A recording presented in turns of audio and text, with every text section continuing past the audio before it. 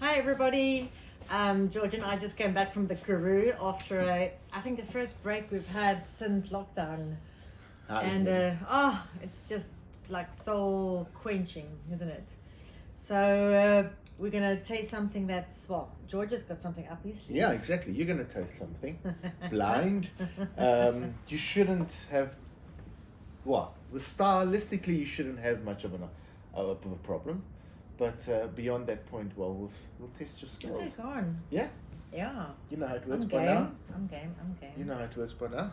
Yeah. I don't have an ego anymore, so it's I'm ready to be annihilated.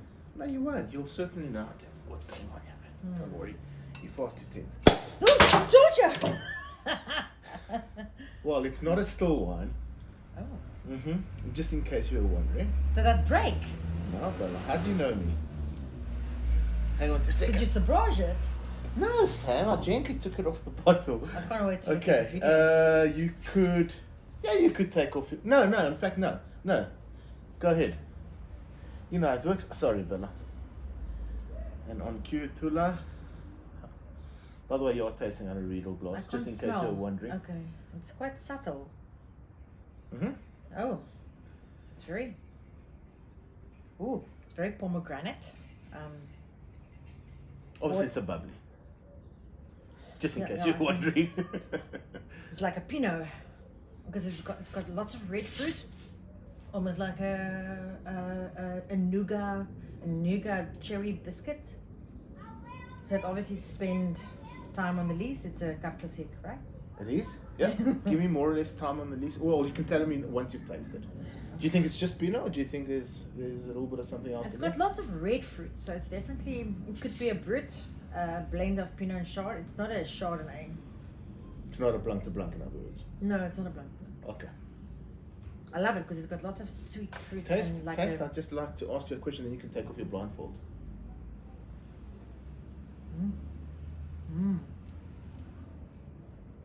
Yo, it's got a kick-ass. Oh, it's got a good acidity.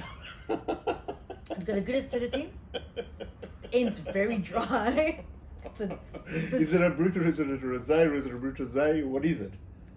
I don't know. It's got lots of red fruit.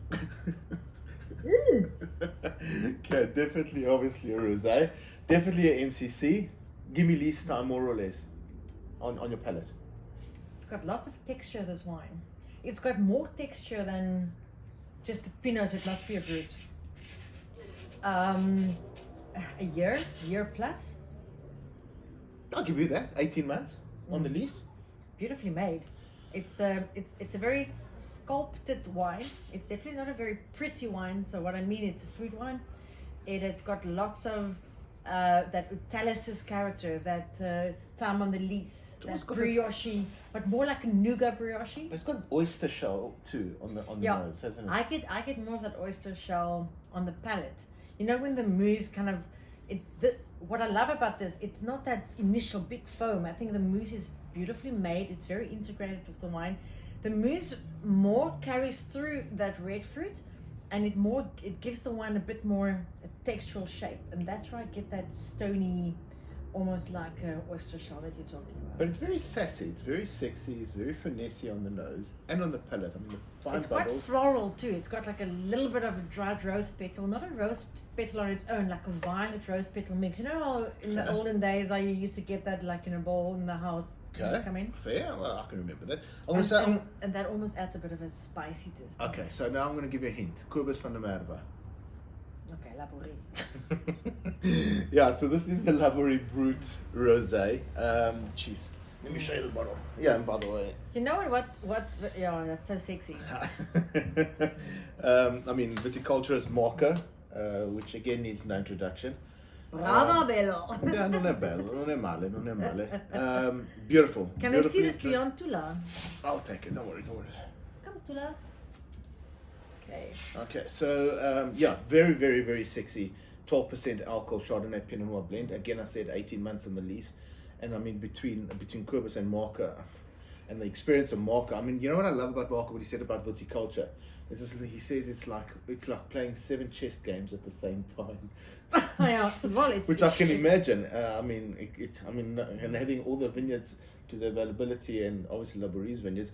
By the way, KWV acquired Laborie in 1972, if I'm not mistaken, and around 2002, 2003, they slowly started gradually changing the vineyards and trellising the vineyards, and changing the quality of the vineyards. And here's one of the end products. Sorry, love, just one more thing. And in their range, which I think is very important, is the fact that they've got still wines, they've got dessert wines, and they've got these outstanding MCCs.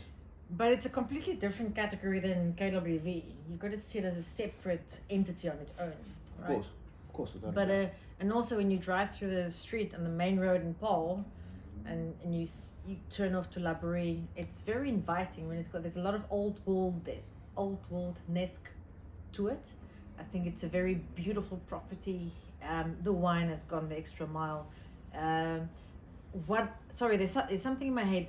Does this have Pinotage in it, this blend? It does have. I thought this wine had some Pinotage. It does. I don't think it's probably around 10-12%. I'm not 100% sure, but it does have a dash of Pinotage. Sure. Maybe that explained that more of a robust red fruitness that you will not get so much on most of. It's not as I said, it's not that very florally. It's beautiful, and you know what people misunderstand about rosé, more so with Cap Classique.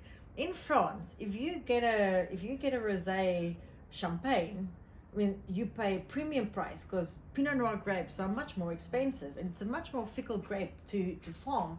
So people cannot underestimate a rosé. You and I like to have rosé because it kind of echoes what we eat. Apart from having ginger in the house, all these hues of rose and orange, prawns, salmon, you name it. This is why this wine is so versatile as a food partner. Exquisite, and even on its own, Sam. Yeah. Anyway, Laborie, thank you. You surprised me. You're welcome. Thank you very much for this opportunity.